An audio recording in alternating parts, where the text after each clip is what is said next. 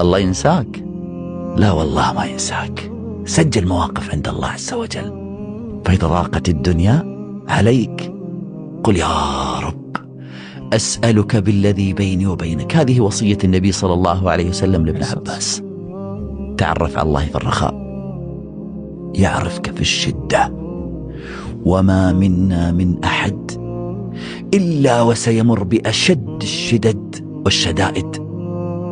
لو اخترت أن أجعل على شاشة جوالي آية تذكرني في 24 ساعة قلت عسى أن تكرهوا شيئا وهو خير لكم، وعسى أن تحبوا شيئا وهو شر لكم، والله يعلم وأنتم لا تعلمون. وعسى أن تكرهوا شيء ويجعل الله فيه خيرا كثيرا. الواحد يدعي يقول يا رب اختر لي ولا تخيرني. رب خيرا لم تنل كان شرا لو أتاك. الخير فيما اختاره الله، أكيد في خير، يعني مو بخير شوي، كثير جدا. ولكن لحظات يجينا فيها اكتئاب، هم، حزن. كم مرة الله أذاقك مرارة الحرمان وانت تشوف أن هذا المنع شيء سيء لك، تعطل الأمر، مشروع ما تم. لو ربي شايف أن من وراهم مضرة بيصرفهم عنك، بعدين الله يعوضك. أحيانا ينهمر عليك خير الله ينهمر عليك في ساعة تكون أنت في غاية الضيق. فاصبر لربك فلا تيأس، فلذلك أصبر لحكم ربك، هذا حكم. أحيانا بعض الناس إذا قلت له أصبر قال ثم ماذا؟ ثم بعده العوض من الله سبحانه وتعالى، ثم عطايا من الرب جل وعلا خير من الدنيا وما فيها. فالله إيش؟ والله يعلم في أمور الغيب إحنا ما نعلم إلا الصفر. والله لو اطلع الإنسان على أقدار الله لتمنى الخلد في الأرض.